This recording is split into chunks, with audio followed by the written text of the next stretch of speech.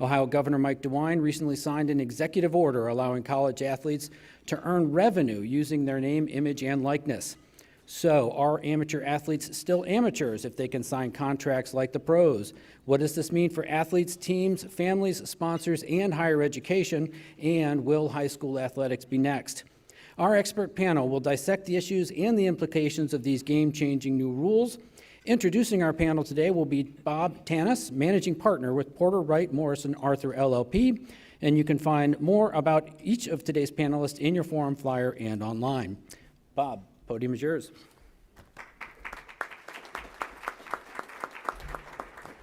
Thanks, Doug, for that introduction, and thank you to the Columbus Metropolitan Club and its leadership for putting on these great programs and these great forums.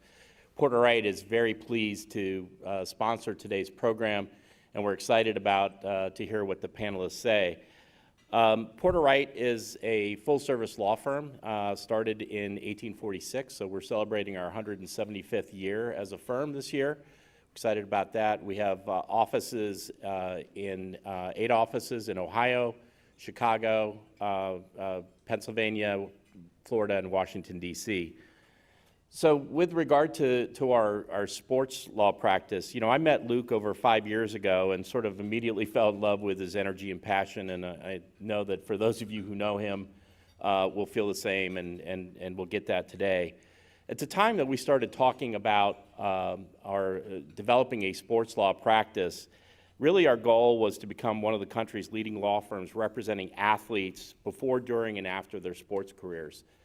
To get there, we really saw the importance of education as a really important foundation to the work we do, alongside with our legal representation. Today, Porter Wright represents high school, college, professional, and retired athletes in all of the major sports across the country. So we're well on our way in terms of having that national reputation. So if you know Luke, as he's often fond of saying, let's do this. So let me introduce the panelists. Luke Fedlam, who's president of Anomaly Sports Group and chair of the Porter Wright Sports Law Practice.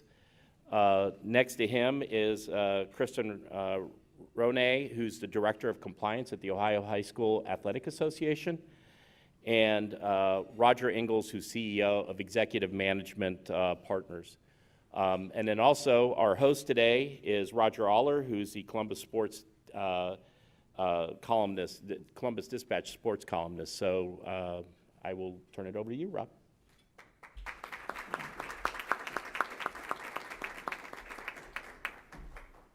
Good afternoon. We're going to have an interesting and fun time this afternoon. Listen to these experts.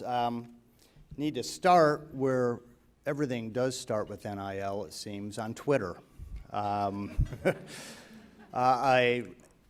recent Twitter poll responded to the question, what is amateurism now? And does it exist? 47% of the respondents said no such thing. That amateur athletics, nearly half, no such thing. 20% pre-college, you're an amateur if you're pre-college, and then 33% was anything without a hard salary, hourly or salary. So if you're not getting paid directly to play, that would be amateurism. So we're going to start with the hardball question first for the three panelists. What would you say amateurism is? Is it changed? Is it what it always was? What's your views on amateur athletics? Take it away, Luke.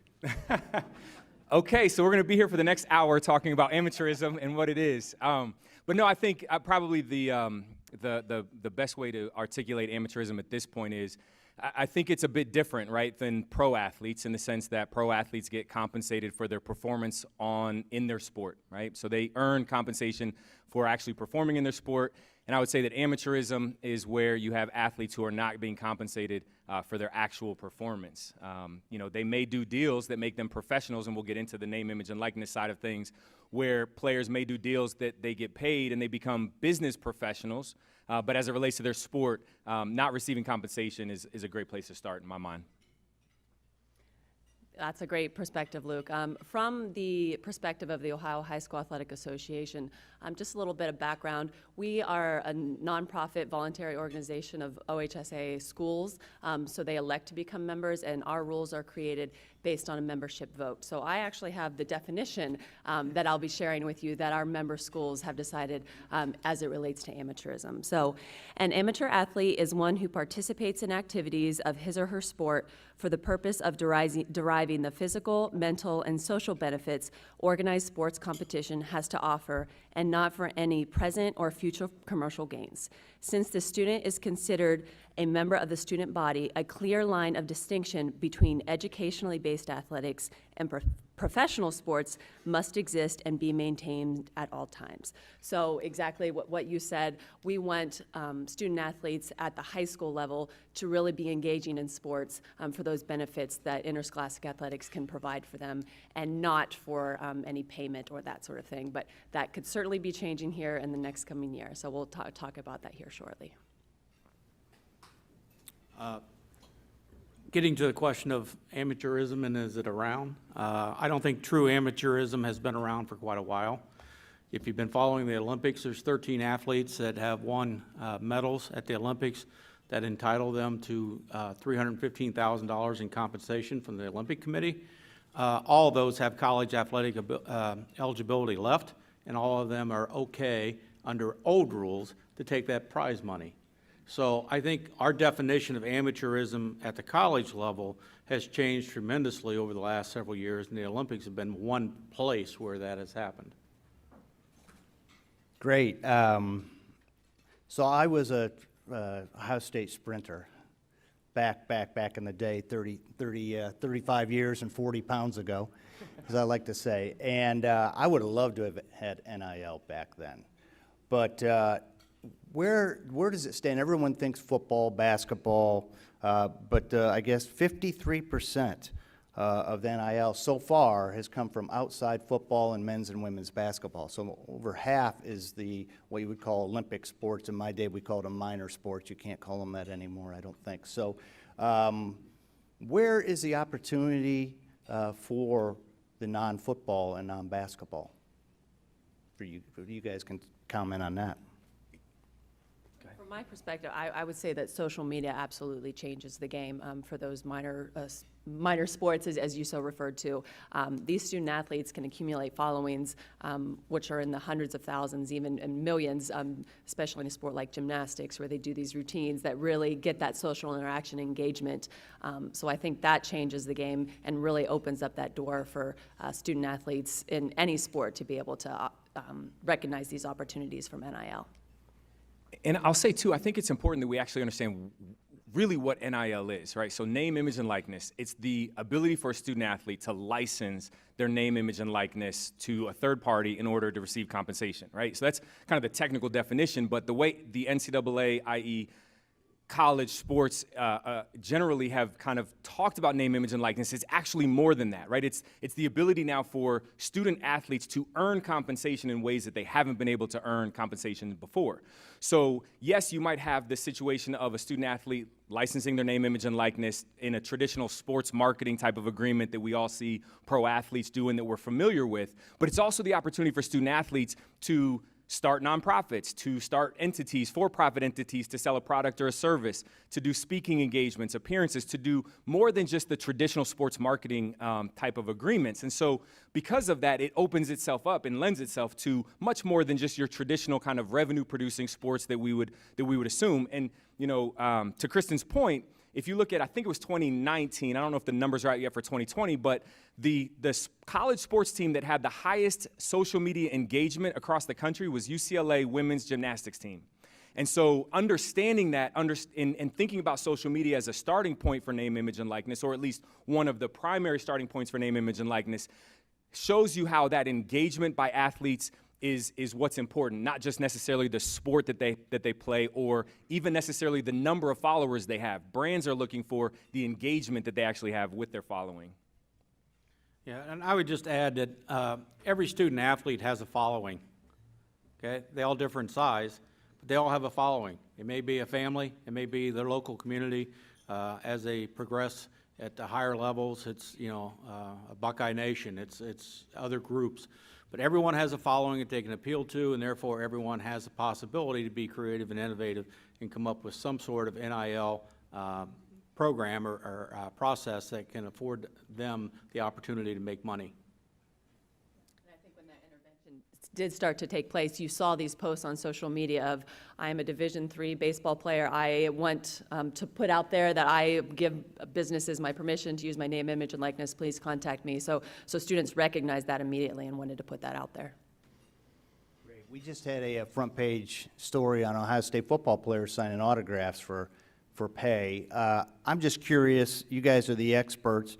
If you're a college athlete, what's the best way to proceed? Do you dive in? Do you wait and see? What would be your advice for, you can break it down too if you want, football or lacrosse. How would you go about it? What's the key and central to this, the most important thing? Because we've seen football players make deals that were pennies on the dollar when they first jumped in. And now I'm wondering, do they regret that?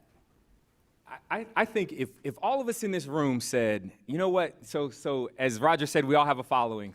If you want to follow me, I'm at Luke Fedlam, just as a side note, increase my NIL value. But what I'll say is, if all of us in this room had the opportunity, right, to do name, image, and likeness, we would all have to figure it out for ourselves in the sense of, do I want to do it? If I do want to do it, how do I want to engage in it?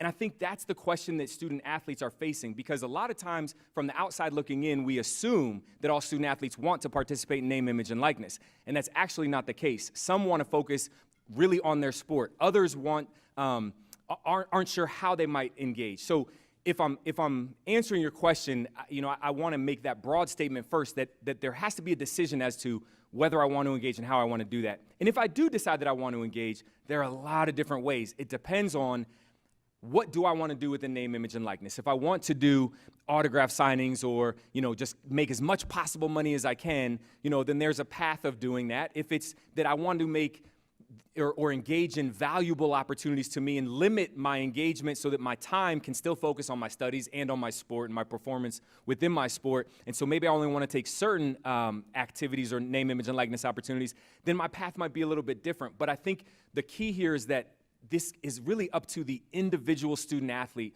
to go through that process for themselves to figure out if and how I want to engage in name, image, and likeness. I would add, Rob, with that too, is that a lot of student athletes right now are asking questions about what can I do, what can't, what does this allow me to do?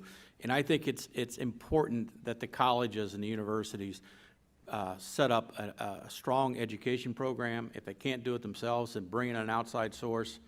There are some great companies out there. I know Luke is aware of one.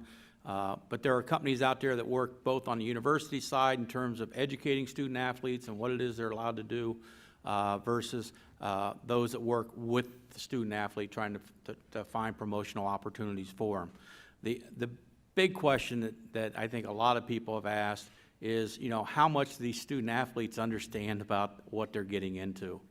Do they understand tax laws? Do they understand the role of a contract and what that does for them? And when they do make a deal, what's that do to them liability-wise? So I think there's a lot more to it than just a student athlete saying, "Hey, there's great opportunities, and we have to be creative and innovative to find ways." They've got to find ways to. We have to find ways to educate those kids into doing things the right way.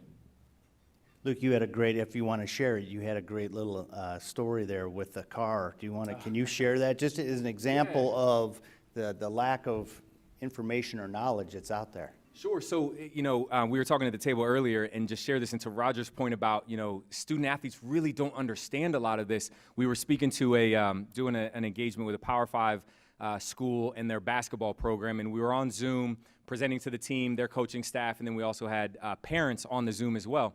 And the question came up by one of the student athletes. They said, "Hey, what about car deals? How do car deals work? Like, I might want to do that." And so I asked, does anybody in here kind of know how a car deal in a traditional kind of sports marketing type of scenario how it works, and nobody really knew how it works. And so I shared about how it's typically a lease. It's for usually a year, maybe 2 years, and the owner of the dealership will make those lease payments.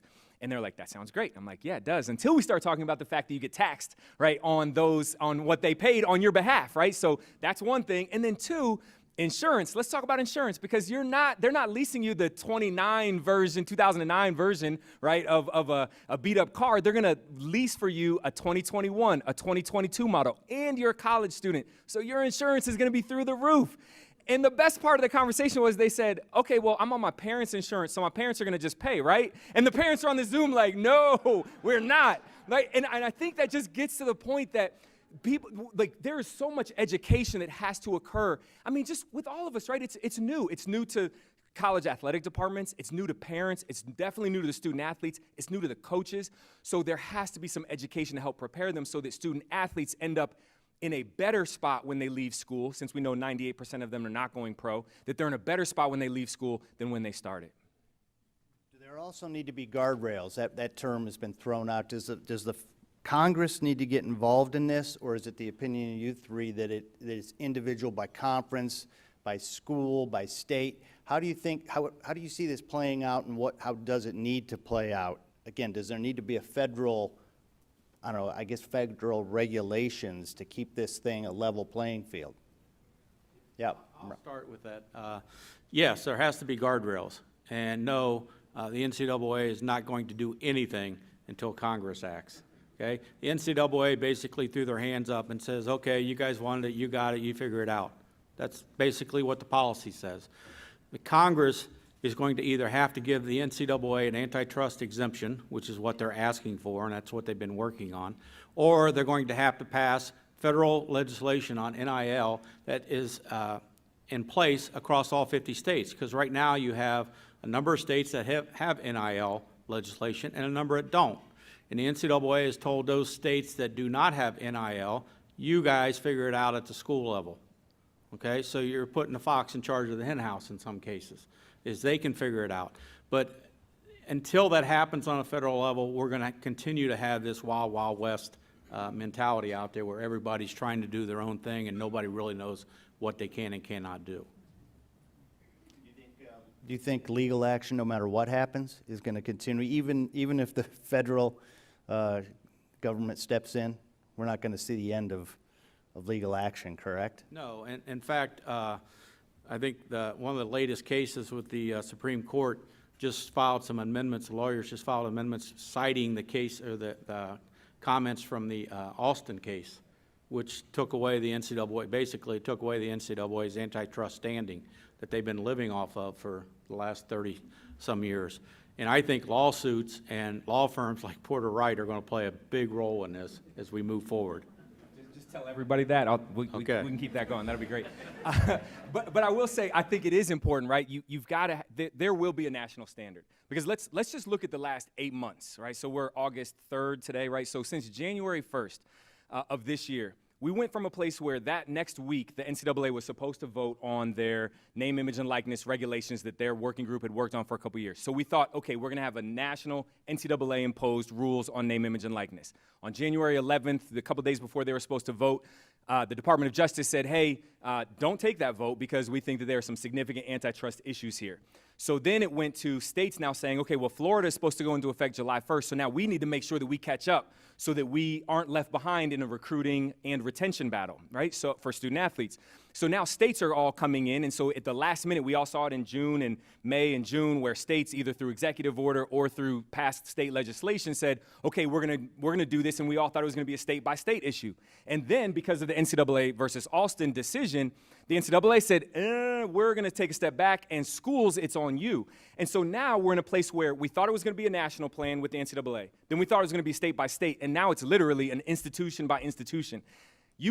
There can't be a competitive balance if what we're looking for is competitive equity. We can't have that if every single school has their own plan, because to the point earlier, it is in certain respects the fox guarding the hen house, because who's actually doing the enforcement? Because the NCAA is not doing the enforcement when it comes to name, image, and likeness because it's a school policy.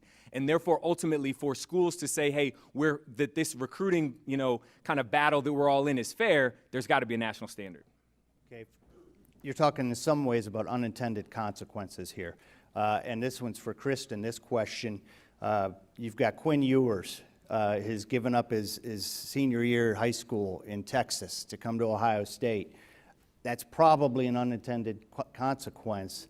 You're at OHSAA. How do you deal with this? What is your opinion on this? And you guys can chime in after she's finished. Absolutely. So from a high school perspective, the biggest tangible thing that I'm able to point to is there's going to be a big discrepancy now between schools that elect to become members of their state association and schools that don't, as in prep schools.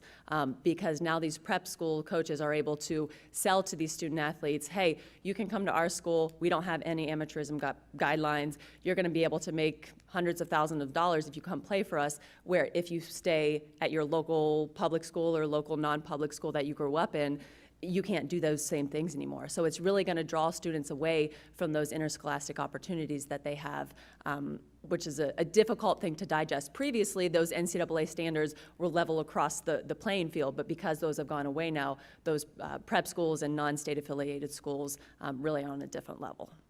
So we've not had a year to experience that yet, but I will say this upcoming school year, there's going to be a lot of engagement with our member schools to see how do we want to address this moving forward. Because I guess kind of contrary to what you said, Roger, we want our member schools being the ones to make these rules. We don't want our state legislators to force these upon our member schools. Obviously, they have excellent insights and are going to be included in those conversations, but we really want our member schools to be the ones who are making these rules that their student athletes are abiding by.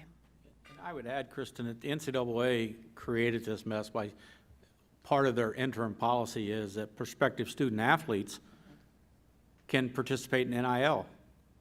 So that opens the door for kids that are at schools that are, the parochial or the non-public schools to participate. And I think right now, I believe there's only one state that allows it for a student athlete at the high school level to participate.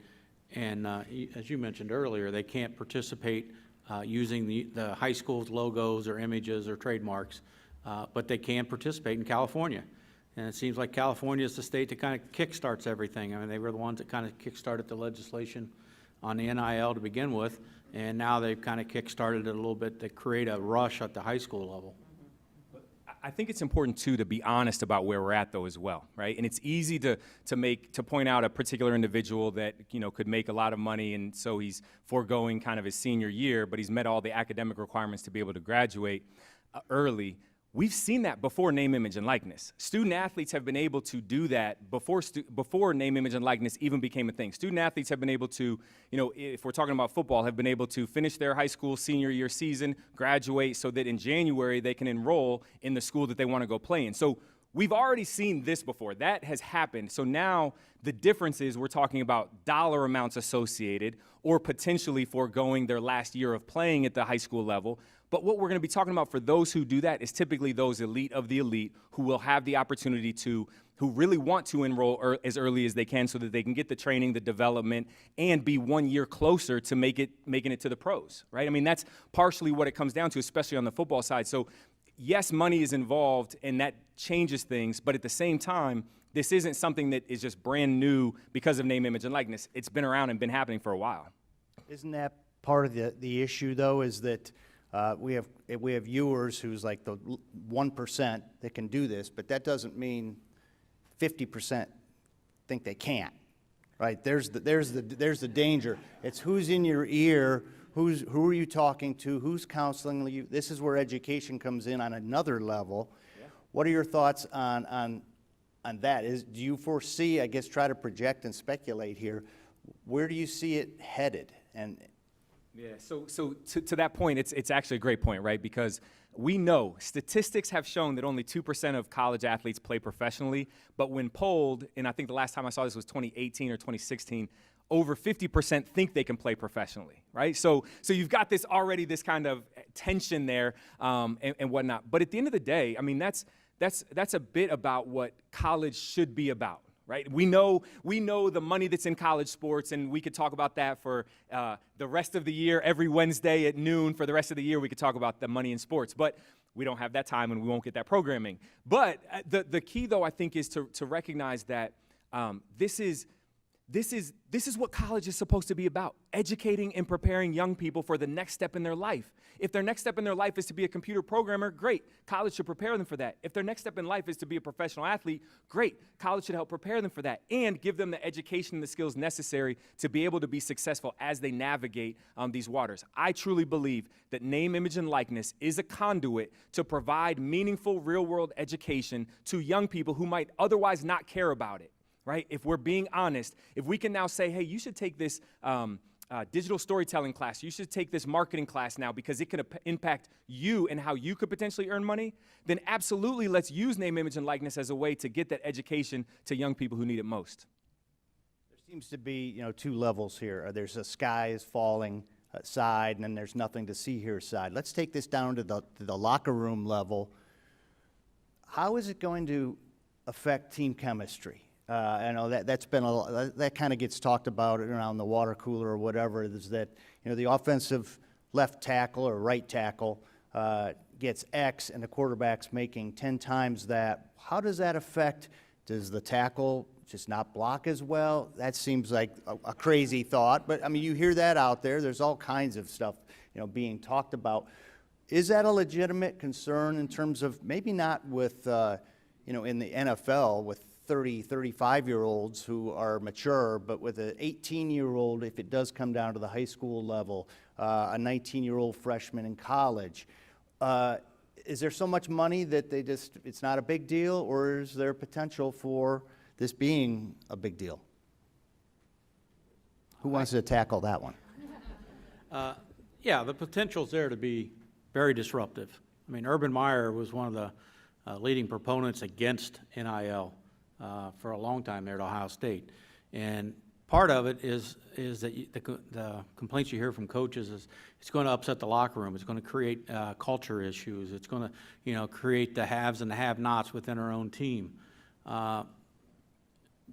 That's something, coaches have been dealing with culture issues for a long time. It's going to be a factor in recruiting, let's face it. When Nick Saban stands up in front of the Texas high school coaches, knowing that he can't use NIL as an inducement to attract kids to Alabama, but says, hey, my incoming freshman quarterback has got a deal for, almost 7 figures already, hasn't played it down. It's going to be used. Kids are going to end up going to places where they think they can make money, and the transfer portal is going to explode. Because you know what? You make a whole lot more money when you're starting than when you're backup. And, the situation in Ohio State, I hope those 4 kids all stay here and all graduate in that quarterback room, right? They're talented kids. But when they see somebody making this money and they're starting and I'm 4th string and I have an opportunity to go someplace else where maybe I can get a little bit of that pie, what's going to happen? And the transfer portal's already made it easy. So that's part of that locker room culture is how do you keep kids involved in your program? How do you keep them from leaving?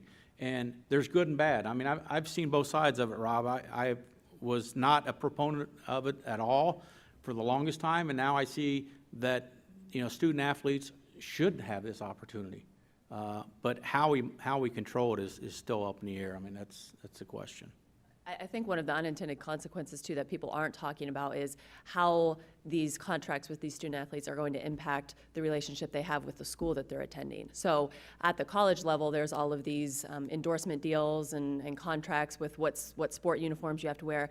That's not necessarily as exclusive at the high school level. And if a student enters into a contract that says, I have to display something on my uniform, the current law in Ohio says it's okay as long as it doesn't conflict with a contract already signed by the university or college. So if that high school doesn't potentially have that same sort of contract, are we going to have student athletes with little emblems on their uniform because it's not in conflict? So it's really important the way that these rules are written to consider all those different factors, because now you have a family who is fighting against a school because my contract says I'm allowed to wear this emblem, but you're not letting me put it on your school uniform.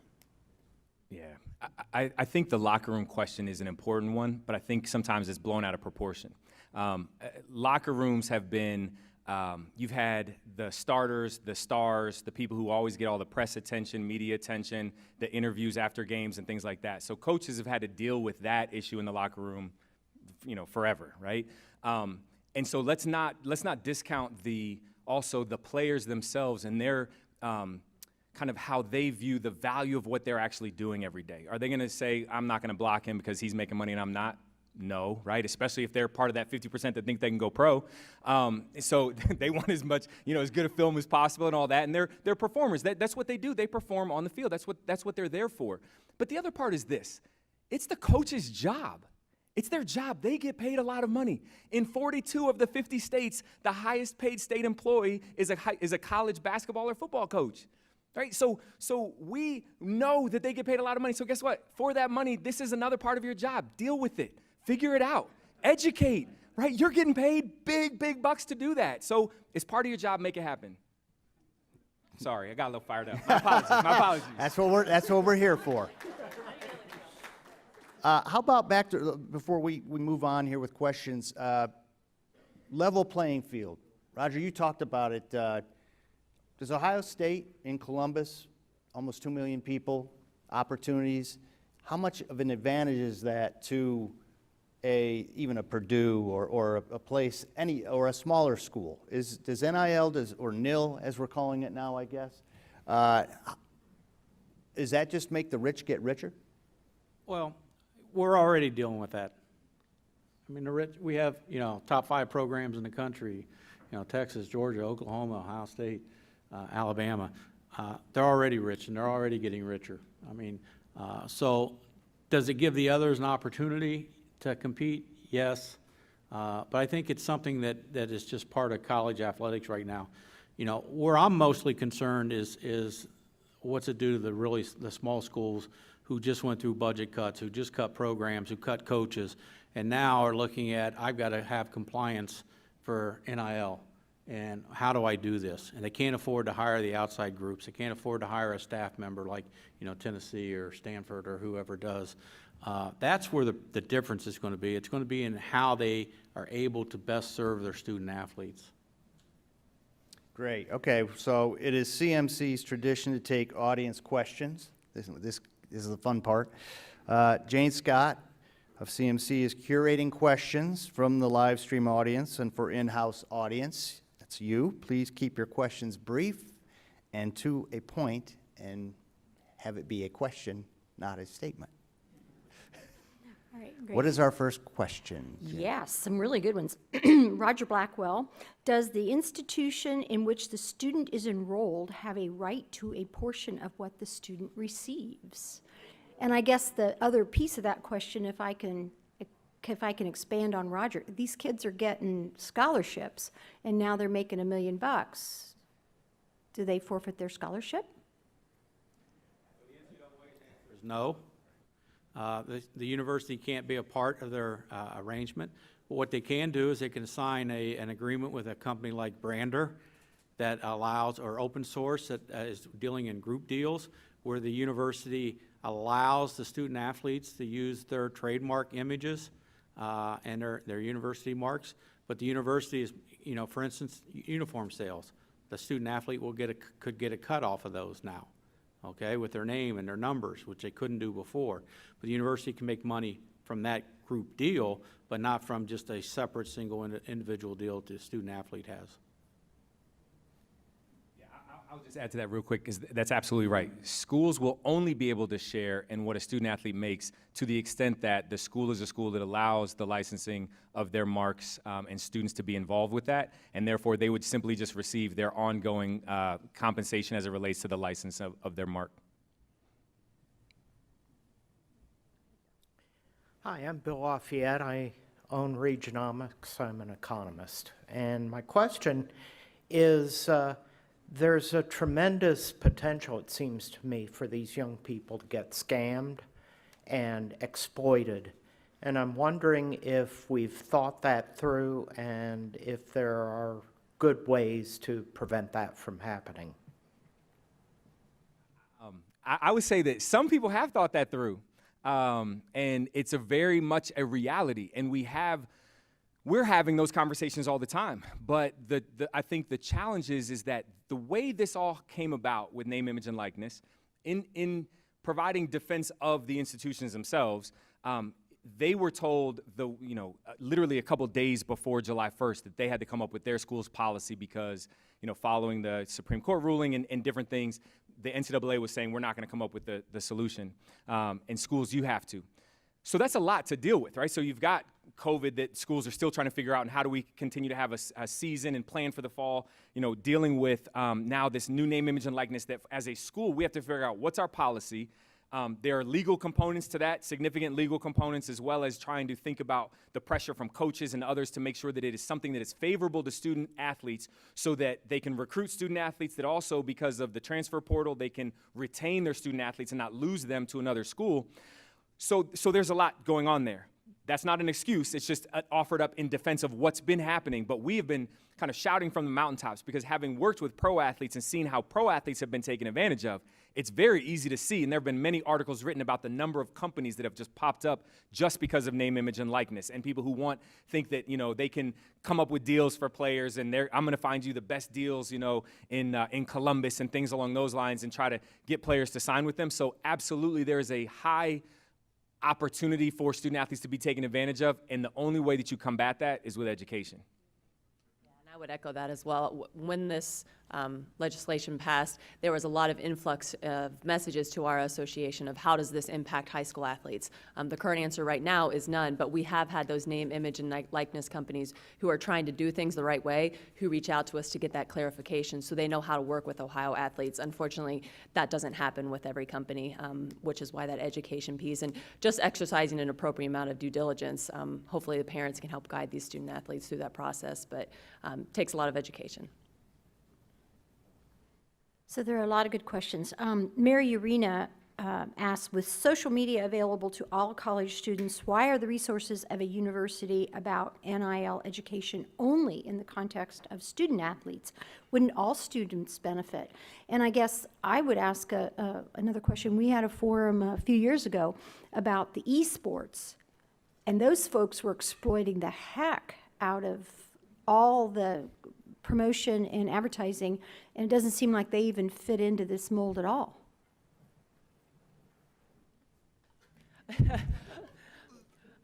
I would say that there is a lot of, I guess, misunderstanding, especially at the high school level. And I'll go back right there because that's where I live, about the relation of esports and chess club. That's an exaggeration, but that aren't really covered under any of these rules. So for student athletes who are for students who are attending colleges that might not play a sport, as long as they are not violating those licensing agreements with the colleges, they are able to make money off their name, image, and likeness, even if they're just a student at that school, as long as they're not exploiting the colleges and universities' trademarks. And the listener who asked the question is spot on, right? Which is, yes, name, image, and likeness education would be great for all student athletes. All students, excuse me, right? All students. But non-athlete students have been able to start businesses, sell products, market themselves for forever, and it's just brand new to student athletes. And we know, based on the earlier question by Bill, which is there's a high likelihood of risk of someone being taken advantage of student athletes in particular being taken advantage of because of their celebrity status and the dollars involved. So that education is critical to get them first. But yeah, absolutely, this education should be for all students. Denny Vincent, and my question, well, a thought and a question. I'm thinking about the rich quarterback and the poor old left tackle, and thought about what happens when you finish a round of golf at a country club. You have somebody comes up and clean your clubs, and you give them $5, and there's 2 or 3 of those people doing it, and typically at the end of the week, they pool the money and split the tips. So I'm thinking, if a coach is trying to really keep the team together, could there be a solution where you take the rich quarterback and the pennies a tackle and throw the money together, and the team benefits as a team from all the money? Just a question. So, The University of Pittsburgh's quarterback signed a deal with a local downtown hotel and restaurant to promote them. And as part of that promotion package, his compensation was they were going to feed his offensive line once a week. Okay? It's a great thought. That's part of that pooling concept. So kids are kind of doing that on their own. It creates the question of who pays the tax liability. Is it the quarterback or is it the lineman who eat the meal? And so there's a lot of issues that are going to go into things like that. Do you see it happening? Yes. Miami of Florida. Every football player is receiving $500 a month from a apps group, right? So they're making $6,000 a year, 85 kids that they signed a group deal with. So that's an example of creative ways that you can do that. Is it going to happen without major legislation? Probably not. So Carol McGuire asks, OSU will soon sell jerseys with current student athletes' names and numbers on them. Looking at this and many other revenue-generating activities, what's the larger scope and scale that this might create?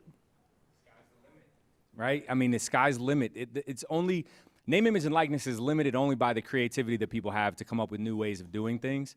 And what I think is important, and this goes back to kind of our earlier conversation around just the fact that this is a school-by-school policy and that a national standard will need to be figured out, which is what you see and what we're seeing now is just 3 months ago, across the country, schools were adamant about the fact that student athletes will not be able to use school marks in any type of promotion for name, image, and likeness activity. But then you have one school that does it, and then what happens? Other schools say, well, we got to do it too. And so you have one school that says, hey, we're going to allow student athletes to participate in jersey sales and get, licensing and opt into a licensing type of, model. Then, of course, you're going to have other schools that will do that. So we're going to continue to see that happen. And at some point, there will be a national standard around what this looks like that will help to say, okay, at least all schools are on the same footing in terms of what they're going to do within this name, image, and likeness space.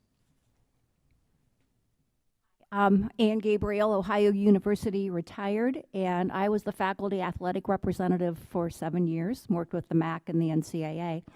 And so I think you've kind of alluded to this, but more specifically, we still think of name, image, and likeness as Power 5, and football and basketball in particular. So my question is, how do you see it impacting the Mid-American Conference and the other Group of 5 conferences in particular? Likeness is going to work for anyone who wants to engage in it and has the ability to engage in it. So, quick example, Chloe Mitchell. Chloe Mitchell is a volleyball player. She's now going into her sophomore year at St. Aquinas College in Grand Rapids, Michigan. That's an NAIA school. So NAIA actually passed name, image, and likeness a year prior.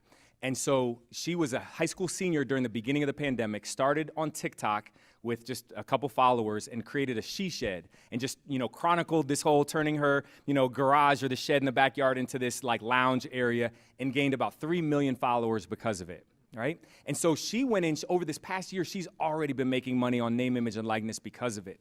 So if we're talking about the elite of the elite athletes who do traditional sports marketing opportunities that we're used and accustomed to seeing, then yes, we're going to mostly see revenue-producing sports or big celebrity college athletes at usually well-known schools that are going to be able to participate in it that way.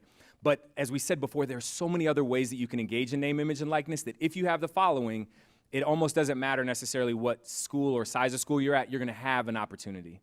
Because through social media, that's for anyone, right? So it doesn't matter geographically if I'm going to Creighton University in Nebraska or if I'm here at Ohio University in Ohio, right?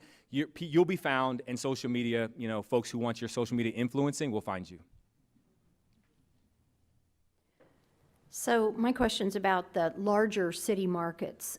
They clearly have an advantage because they have more companies with more marketing money. How do you see that playing out?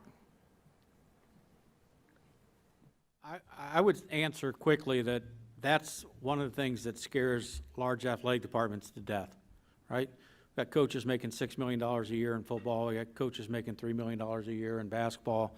And there's only so much money out there for marketing and advertising, right? So a lot of the ADs were scared to death that if Nationwide, for example, has $3 million in advertising money and they decide to put $1 million of that into student athletes, that's less money the departments are getting. So I think what is going to happen is you're going to either find out that this name, image, and likeness is working and businesses decide to put more money into it, or they're going to find out it doesn't work and they'll go back to the older style of marketing and advertising. And that size of market is an interesting one, right? Because in the example that Roger used is Columbus. So Columbus is a great market if you're thinking about name, image, and likeness because of the companies that we have headquartered here.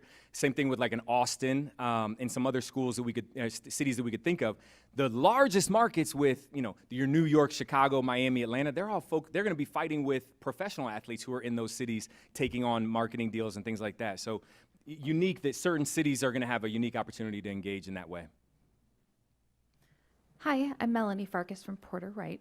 I'm really curious, will universities be able to clear or regulate the type of products or events that students can be a part of? So there's a big difference between an athlete putting their face on a fundraiser for a children's hospital versus, the Lion's Den. Is that something that universities are going to be able to clear?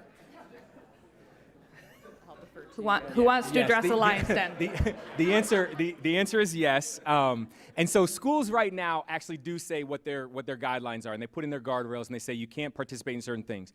Alcohol is one that schools treat differently. Some schools say no alcohol.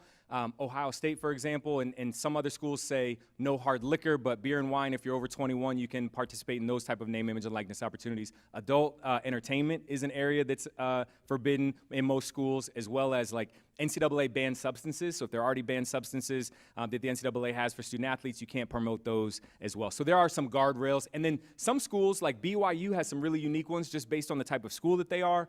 So schools will set what those parameters are, absolutely. And gambling's a big one. Yes, No gambling. exactly. Cannot promote gambling. Isn't this kind of laughable considering the kids that sold their rings for tattoos? Never mind. So will the schools impose a grace period for compliance because the offenses are going to be happening and they're going to be done innocently and the rules aren't even going to be there to say what they did was wrong, but after they did it, somebody's going to go, oh, we should have thought of that. So will there be sort of a grace period to learn this? I think everybody's asking for grace right now, right? I mean, honestly, the schools are asking for grace because the student athletes are like, I want to do this or I want to do that, and schools are trying to keep up in real time with what they're doing. And at the same time, again, enforcement on this is at the school level, specific to name, image, and likeness, not impermissible benefits, which is different. And we always make that clear. If you are a student athlete, you can earn compensation if you're providing a service. If you're not providing a service, it's still a violation, right? So, but as it relates specifically to name, image, and likeness, that enforcement is happening at the school level, and schools are trying to kind of balance and figure that out. So there's no formal grace period per se, but they're all trying to figure out, okay, if somebody does violate our guardrails that we put in place, what do we actually do? And now it's school regulated. So are we going to bench or suspend a particular player for a particular sport? It's going to be a school decision. I think one of the most likely scenarios is your top quarterback goes to a local restaurant and the owner comes over and says, hey, this one's on me. Just mention this on your social media. Student athlete walks out the door, doesn't report it, and then the school's got to deal with it. They have to deal with that now. So I imagine they'll deal with it the same way that we've been dealing with violations like that. I'm Carol Looper. Two-part question. Would the rules that affected Tattoogate be different now under these rules? And secondly, I remember when I was a reporter talking about supporters were not even allowed to buy a Coke for players. Does any of that in the student handbook change? Sure. So I'll take your second one first. The supporters piece is kind of like what I said before. So again, you're still in that same place. We're still in the same place as we were before with the rules that a student athlete, impermissible benefits, that still is in place. And so if you're just buying student athletes something, whatever that is, a Coke, a meal, taking them to a game or whatever that might be, that's still prohibited if they're not providing a service for you. Now, if they end up sending out some social media posts about that, that's different. They have to report it and disclose it. The other piece around Tattoogate, I can't get into the particulars there per se, but again, the key in name, image, and likeness and what makes this difference is that the student athletes have to be providing a service. They have to be doing something. So it's a bit apples and oranges.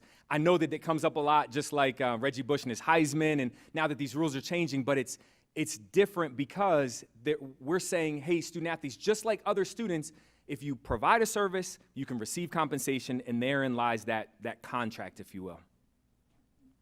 I just want to say thank you. I think on behalf of all of us, we want to say thank you for being here today. My name is David Corey.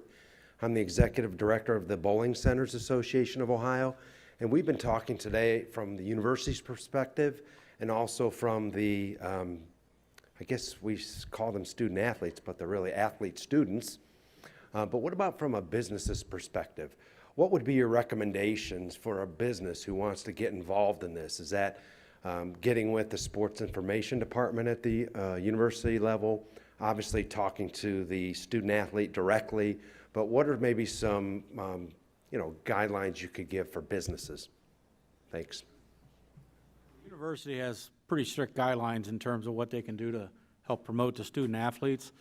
I think the best thing, there are several really strong organizations out there that work on behalf of the student athletes that you can get registered with and work with the university-sponsored groups, whether it be open source, register with them.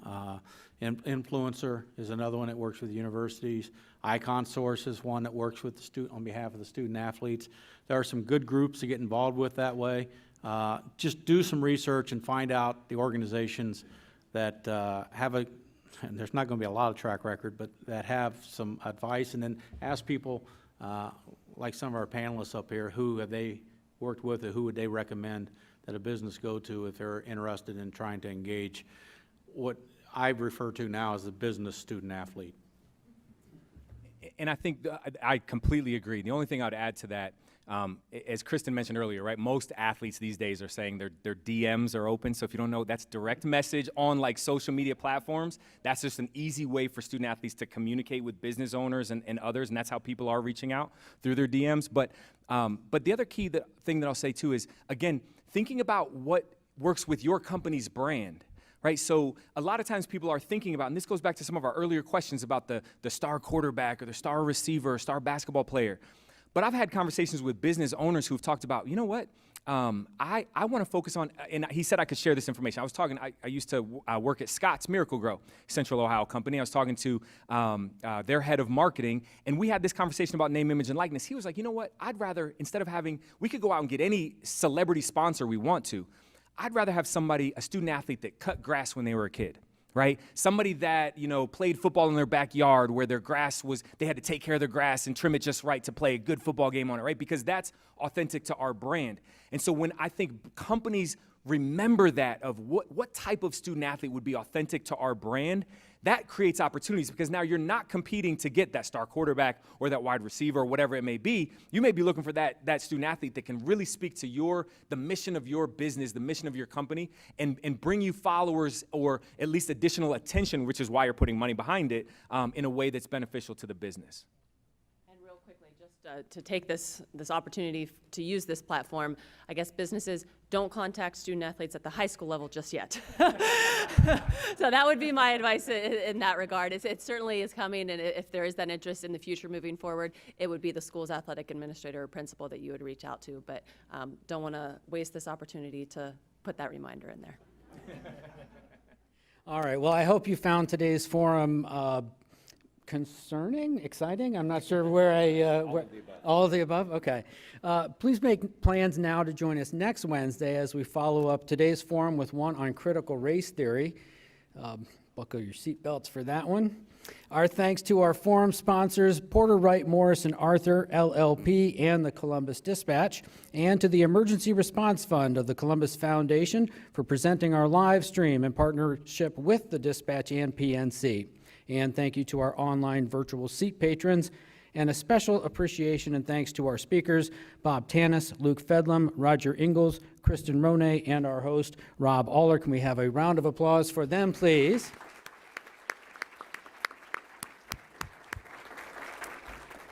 Again, thank you all for joining us. We could not do this without you. We look forward to seeing you next Wednesday as the Columbus Metropolitan Club presents another community conversation. Thank you and have a great day.